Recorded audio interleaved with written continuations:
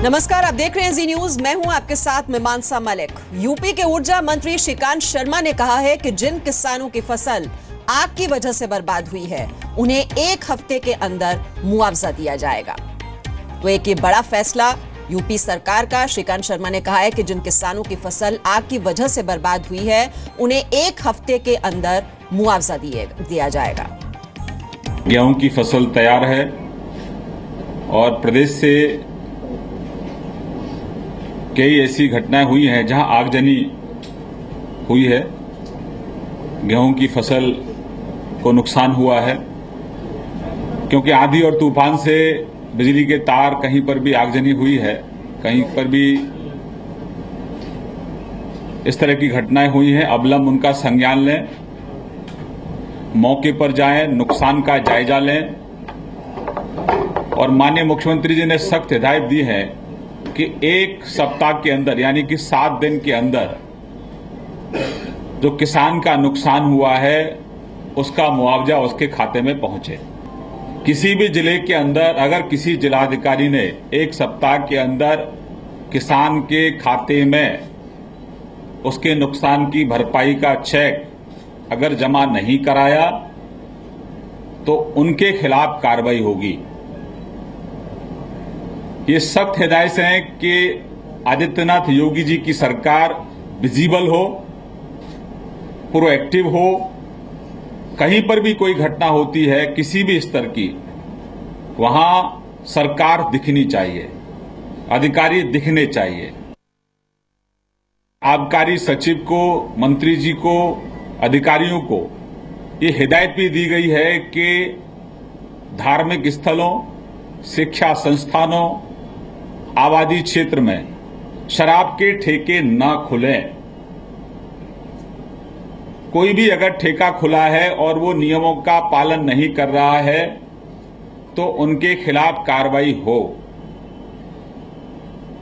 उसके साथ ये भी जनता से अनुरोध किया है कि कोई भी व्यक्ति कानून को अपने हाथ में ना ले। अगर कहीं स्कूल के पास, किसी धार्मिक स्थान के पास या आबादी वाले क्षेत्र में शराब की दुकान है तो उसकी अविलंब शिकायत जिला अधिकारी को करें, तत्पश्चात उसके खिलाफ कार्रवाई होगी। लेकिन तोड़फोड़ करना, आग लगाना ये बिल्कुल गलत है और कानून को लोग अपने हाथ में ना लें। तो देख रहे हैं आपकी काफी एक्टिव मोड में नजर आ रही है योगी सरकार, और खास तौर पर जो किसान हैं उनको किस तरह से राहत पहुंचाई जाए इस पर पूरी तरह से फोकस दिखाई दे रहा है यूपी सरकार का। पहले कर्ज माफी का बड़ा ऐलान किया गया और उसके बाद अब किसी तरह का समस्या ना हो जाए किसानों को और किसी तरह का नुकसान उन्हें ना झेलना पड़े, उसी दिशा में ये कदम कि आग से अगर नुकसान होता है तो उनको कॉम्पनसेशन दिया जाए। तो यूपी में बीजेपी को लोगों ने बंपर बहुमत के साथ सत्ता सौंपी है और इस बहुमत से एक बात ये बिल्कुल साफ हो जाती है कि यूपी की जनता ने प्रधानमंत्री मोदी के विकास वाले वादे को न सिर्फ गंभीरता से लिया है बल्कि उस पर भरोसा भी किया है। पीएम मोदी ने योगी आदित्यनाथ को उन वादों को पूरा करने की जिम्मेदारी दी है और सीएम बनने के बाद योगी आदित्यनाथ के फैसले बता रहे हैं कि वो विकास के रास्ते से हटने वाले नहीं हैं। शिक्षा और हेल्थ सेक्टर के बाद अब यूपी की बिजली व्यवस्था को सुधारने के लिए सीएम योगी ने अहम निर्देश दिए हैं। ये रिपोर्ट देखिए आप। यूपी की तरक्की को मिलेगी बिजली की रफ्तार। उत्तम प्रदेश की तरफ योगी के 3 कदम। यूपी में बिजली, शिक्षा और अस्पताल वाले अच्छे दिन। योगी आदित्यनाथ ने चुनाव से पहले लोगों से किए वादों को एक एक कर पूरा करना शुरू कर दिया है। योगी आदित्यनाथ ने शिक्षा और स्वास्थ्य सेवाओं के बाद अब यूपी के हर घर को रोशन करने की मुहिम शुरू की है। सीएम योगी ने अधिकारियों को निर्देश दिए हैं कि 14 अप्रैल से सभी जिला मुख्यालयों में 24 घंटे बिजली दी जाए। इसके अलावा तहसीलों में 20 घंटे और गांवों में 18 घंटे बिजली की सप्लाई दी जाएगी। सीएम योगी आदित्यनाथ ने बिजली विभाग के अधिकारियों को गांवों में शाम 6 बजे से सुबह 6 बजे तक बिजली सप्लाई सुनिश्चित करने का निर्देश दिया है। ऊर्जा के क्षेत्र में तो महत्व दिया जाएगा, क्योंकि हम लोगों का संकल्प भी है और हम लोगों ने कल इस पे चर्चा भी करी है।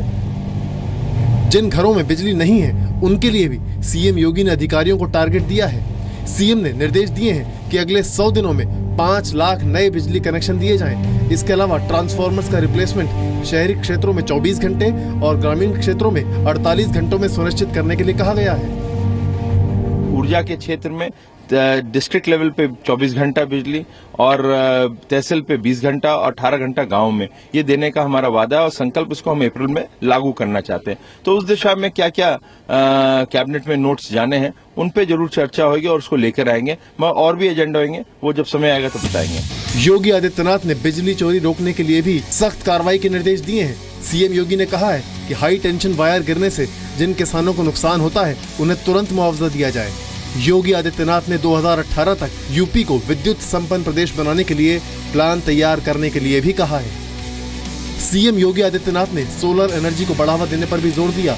यानी बात साफ है, सीएम जनता से किए वादों पर गंभीर हैं और एक एक कर यूपी की बड़ी और आम लोगों से जुड़ी समस्याओं को खत्म करने की तरफ कदम उठा रहे हैं।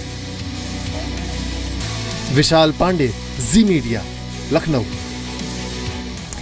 और बिजली ही नहीं, बिजली के अलावा योगी सरकार अब स्कूलों पर लगाम लगाने और फीस स्ट्रक्चर को लेकर नियम बनाने की तैयारी में है। प्राइवेट स्कूलों में फीस को नियमित करने के लिए अध्यादेश लाने पर विचार कर रही है योगी सरकार। अगर ऐसा हुआ तो वो तमाम स्कूल काबू में आ जाएंगे जो अभिभावकों को इस वक्त लूट रहे हैं।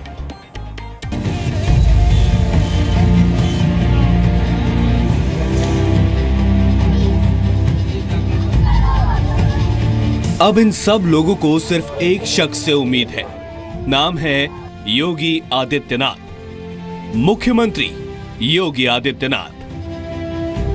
योगी आदित्यनाथ अब ऐसे स्कूलों पर लगाम लगाने की तैयारी कर रहे हैं। खबर है कि यूपी सरकार प्राइवेट स्कूलों में फीस को नियमित करने के लिए अध्यादेश लाने पर विचार कर रही है। अगर ऐसा हुआ तो वो तमाम स्कूल काबू में आ जाएंगे जो अभिभावकों को लूट रहे हैं। खेलकूद के भी नाम पे लिया जाता है, लेकिन खेलकूद के नाम पे कुछ नहीं है। प्रोजेक्ट के नाम पे लिया जाता है, कुछ भी नहीं होता है। हम लोग के स्कूल में बस फीस ली जाती है, बस बच्चों से फीस निकाल रहे हैं, उसी में से टीचर्स की सैलरी है, लेकिन हम लोग को कुछ नहीं। एवी हम लोग के स्कूल में, हम लोग क्लास में, हर क्लास में स्मार्ट क्लास है, लेकिन वो स्मार्ट क्लास चलता नहीं है। गाजियाबाद से लेकर गाजीपुर तक और गोरखपुर से लेकर ग्रेटर नोएडा तक यूपी में छात्र प्राइवेट स्कूलों की मनमानी का शिकार हो रहे हैं। उनके माता पिता परेशान हैं कि आखिर बिना किसी तर्क के बढ़ाई गई बेतहाशा फीस कैसे भरे। सबसे बड़ी परेशानी ये है कि ये जितने भी प्राइवेट स्कूल हैं, इनके जो एडमिशन का प्रोसेस है दिसंबर में शुरू होता है। दिसंबर में चालू हुआ प्रोसेस जो है इसमें जनवरी में क्लोज कर देते हैं, जबकि इन्होंने 26 तारीख को जब अपना रिपोर्ट काट दिया, रिपोर्ट काट के साथ में इन्होंने अपनी फीस के बारे के अंदर पूरा का पूरा हमको अपना फरमान दे दिया। अब हम मिड सेशन के अंदर कहां पर जाकर अपने बच्चों का एडमिशन कराएं? आज अपने बच्चों की इस महंगाई में कैसे पढ़ा रहे हैं ये हम लोग जान सकते हैं। और आप देखेंगे कि एसएमएस के नाम पे 400-500 रुपए सालाना ले लेते हैं, जो कि एसएमएस भी 2-4-10 तो आ जाता है साल भर में। यही वजह है कि अब हर शहर में स्कूलों के खिलाफ छात्रों और अभिभावकों के प्रदर्शन की खबरें आ रही हैं। वाराणसी में छात्राएं प्रदर्शन कर रही हैं, तो कानपुर में अभिभावक चाहते हैं कि स्कूलों को सबक सिखाया जाए। मान लीजिए अगर हम अपने मम्मी पापा के एक बच्चे, जिनके 2 बच्चे 3 बच्चे, वो लोग कैसे पढ़ाएंगे? 2000 फाइन लगती है यहाँ पे अगर 2 दिन 3 दिन की लेट फीस होती है तुरंत 2000 फाइन। नई सरकार आई है, नए मुख्यमंत्री आए हैं, बहुत उनसे हमारी ये विनती है, निवेदन है कि मध्यम क्लास की सुने, वरना ये आने वाली एक पूरी की पूरी पीढ़ी इस शिक्षा के कारण, इस बढ़ती हुई फीस के कारण निरक्षर रह जाएगी। स्कूलों पर आरोप है कि वो मनमानी फीस के साथ किताबों को लेकर भी अभिभावकों को परेशान कर रहे हैं। हर साल कोर्स बदलते हैं और किताबें भी स्कूल ही बेचते हैं। यहाँ तक कि अब स्कूलों में जूतों का कारोबार भी हो रहा है।